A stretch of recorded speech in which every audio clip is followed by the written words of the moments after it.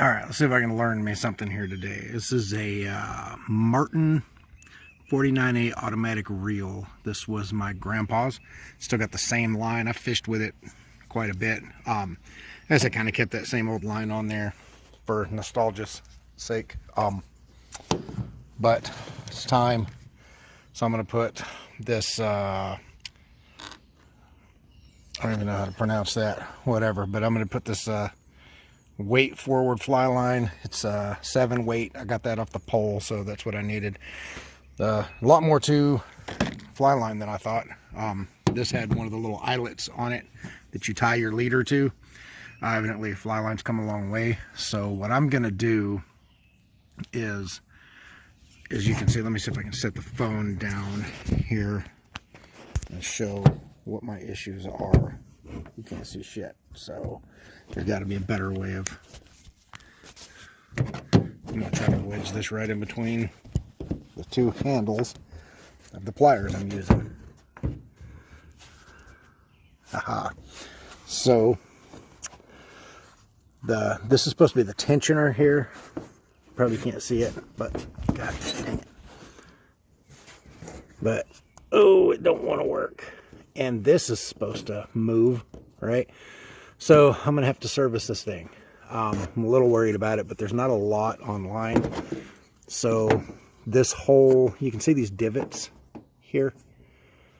And then there's a corresponding slot here. So it needs to rotate clockwise. But it's got a lock here. So I'm gonna wedge this under here. So see how that popped it up? And I'm going to rotate that forward. I may not be able to film it because it was a little tough to do. So I'll start filming again once I get that moved. Okay, so perhaps this will give me a better angle. So you can see that has rotated. I should also mention that I took all the tension off of this. So I cut the line and just squeezed the trigger and let all that tension run out. And that thing's popped right back in there. This should, as far as I could tell, ease right on off of here. So I'm hoping that there's not going to be a spring. Whoa, look at that puppy.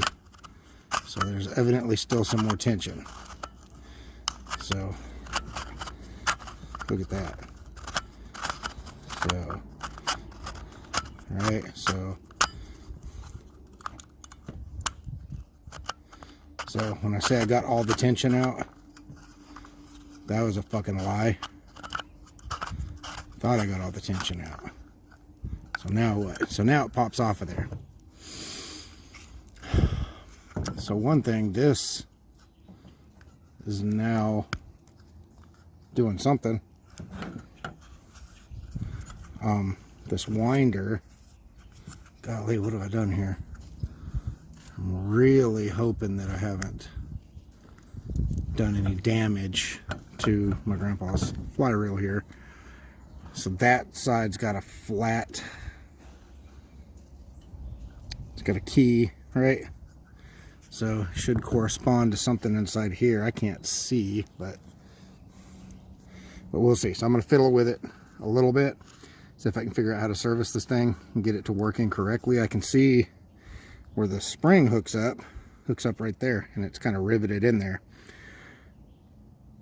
So I'm going to try not to fuck that up. We'll see. I'll get back when I'm done playing with it. So some useful knowledge here. So on the reel side, I can't get it to come loose, but if I press in on that shaft, so I'm pressing the shaft that way, so towards the back, just a little bit of pressure, and if I let that off, it hangs. So that's the last of that reel. Let's take a look at what knot's in that. Probably not going to be able to tell. Pretty dark. So that's what we got going on. Okay, still on the reel side. So I want to see if this thing's going to turn. So I've got a 3/8 socket, 3/8. Put it right here. The reel spins pretty good. I was going to take all that apart. Won't spin the other way till you depress the trigger. So I'm depressing that trigger. And also another thing to note, that nut is like hand tight. So this reel's been in this state for 40 years or so. This is my grandpa's. I got it 20 years ago. He passed away over 30 years ago. Same line that he always used on it hadn't been taken apart, and he probably didn't use it for a good 10 years before that because he got sick and had to move out of Idaho where he had his property. But if I was to want to take that off, I would have to seize that plate and I would start cranking. That nut is, like I said, it's not soured down on there, so I'm going to leave it be. I'm going to lube that up with some Lith, make sure it gets in there, but I'm not going to do a lot to that. It seems to be working fine. Okay, spring side. Sorry I keep getting this off to one side, but I've got the phone propped up on a piece of 4x4 so that it'll be up higher. So I just hit this with some penetrating lubricant. Seems to be spinning a lot better. Of course, there's no tension on it against the rod. It does want to kind of creep out of there, so this kind of got wedged. You know, it was doing one of these things. I'm not real happy with this tensioner. I don't know what the deal is with that. Oh, there it went. It moved. So while it's moved, I'm figuring there's only springs and shit in here, so you can't, putting some penetrating lubricant can't hurt anything. I don't know what the fuck I'm doing, guys. So I'm just, what I don't want to do, oh yeah, that's feeling, I'm probably going the wrong way with that. Oh man. Holy shit. That actually feels really good. Okay, so that's the tensioner. Man, that feels like it's working the right way. So right thing, wrong reasons, I guess. So what I'm going to do is put this back on the reel. So I kind of fooled with this a little bit a minute ago. But you got to turn it.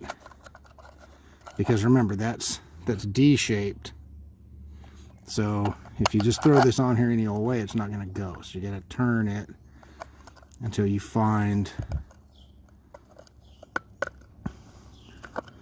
that D shape, and then there we go. So let me see if I can get this on. I don't really want to do it while the camera's on because it's probably gonna take me forever, and then I'll tune back in.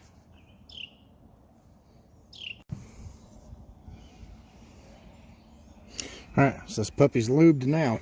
So let's see, that's working. So crank it up to get your reel to move. So that's moving good. And if you are cranking it up, and I don't know exactly when you would need this tension release, but I'm going to let a little tension out first because I did that earlier and it scared the shit out of me. God damn it. See? But so the tension release works now. It did. So I don't know that I would have had to take everything apart like I did.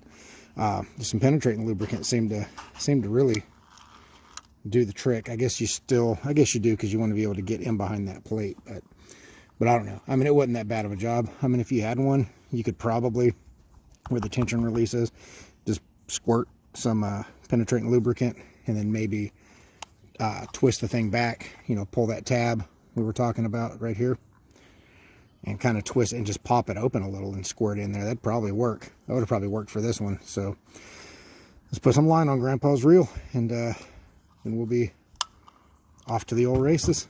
We'll catch some trout, probably some brim, probably some trees. All right, so far as I can tell, we are now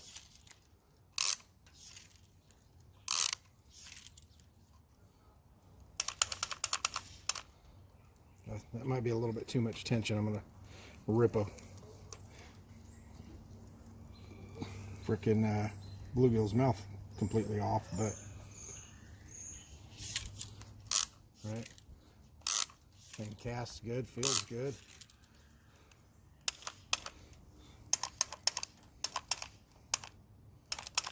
Doing everything it's supposed to do now. So now all we got to do is go catch some fish. But so I kept a green line on here.